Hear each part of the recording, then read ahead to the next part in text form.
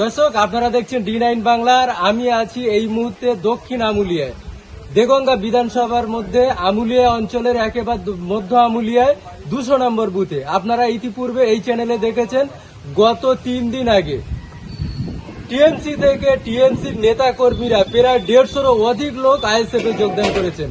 আমাদের ভাইজান এই একজন দেওয়াল লিখছে, দেখতে পাচ্ছেন। এরা 150 জন কর্মী সহ গত 3 দিন আগে তারা আইএসএফ এ যোগদান করেছেন।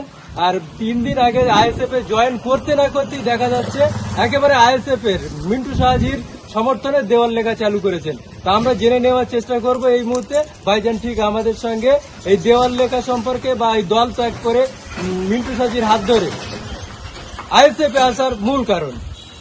তো ভাইজান, বলছিলাম কি আপনি বলতে বলতে আজ 3 দিন হলো যে টিএমসি থেকে আইএসএফ এ যোগদান করেছেন। তো এতদিন দীর্ঘদিন ধরে আপনি আইএসএফ দলটা করতে টিএমসি দলটা করতেন, এই মুহূর্তে আইএসএফ এ এসছেন, কি ব্যাপার? আইএসএফ এসছি তার কারণ হলো যে এই টিএমসি এর মধ্যে থেকে দুর্নীতি ব্যাপক বেড়ে গিয়েছে।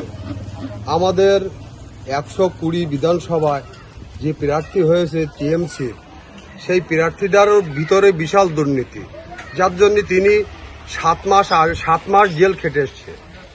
জেল খেটে আসার পরে তানাকে দিদি টিকিট দিল। যেহেতু আমরা চিন্তা ভাবনা করলাম যে এইসব দুর্নীতির বিরুদ্ধে আমাদের চলতে হবে, যার জন্য আমাদের প্রিয় মিন্টু ভাই, যার স্বচ্ছ রাজনীতি দীর্ঘদিন থেকে তিনিও টিএমসি যা করে এসেছিলেন, তিনিও আজকে ওই দুর্নীতির দিক থেকে মুখ ফিরিয়ে নীতির দিকে চলে এসছে। যার জন্য আমরা সবাই মিলে সিদ্ধান্ত করলাম যে আমাদের আইএসএফ দলটাই করতে হবে। যেহেতু ওই দুর্নীতির বিরুদ্ধে আমাদের চলতে গেলে, যোগ্য জবাব দিতে গেলে আমাদের প্রিয় মিন্টু ভাইকে জেতাতেই হবে। যেহেতু উনি জিতলে আমাদের দেওঙ্গা শান্ত, সেইভাবে স্বচ্ছ পরিবেশে চলবে। এবং উনি যদি হেরে যায়, তাহলে আমাদের এই দেগঙ্গায় আর ভোট হবে বলে মনে হয় না।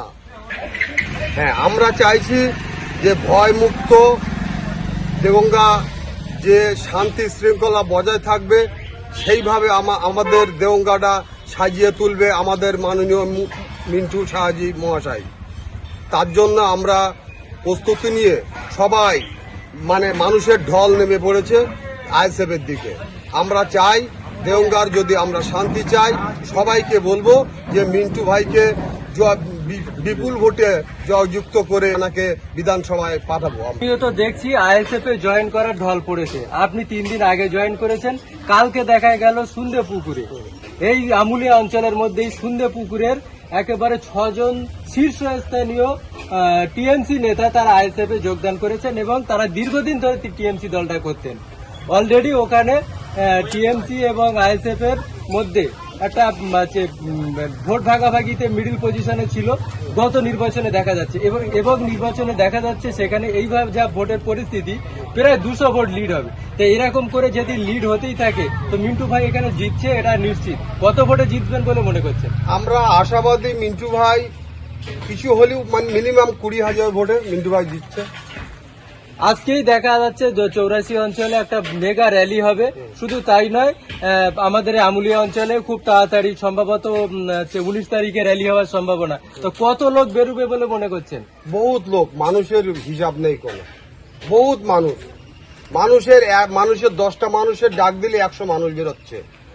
তো যারা এখনো টিএমসি দলকে আঁকড়ে ধরে আছেন, বিশেষ করে সরকার দলে আছেন, তাদের দুর্নীতি, তাদের নানা রকমের চুরি চাপটা তো আছেই। এই সবগুলো থেকে সাধারণ মানুষ যারা ভোট দেবেন ভোটের বাক্সে, একদিকে স্বচ্ছ রাজনীতি আর একদিকে অস্বচ্ছ রাজনীতি, আপনি কোন প্রার্থীকে বেছে নিতে বলবেন সাধারণ মানুষের?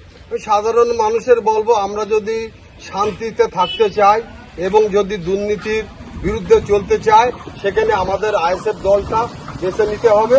যার ছোট ভাইজান আছে, তারা স্বচ্ছ রাজনীতি, তার মুখ দিয়ে কোনো রাজনৈতিক দল বলতে পারবে না যে একটা বাজে কথা তিনি বলেছেন।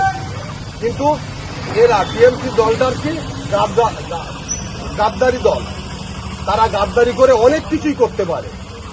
তারা অনেক বুথও জিতেছে গাদ্দারি করে, যার জন্য মানুষ মুখ ফিরিয়ে নিচ্ছে।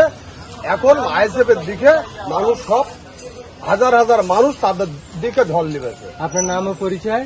আমার নাম জাকির হোসেন, আমার বাড়ি আমুলিয়া উত্তরপাড়া, আমাদের 200 নম্বর বুথ।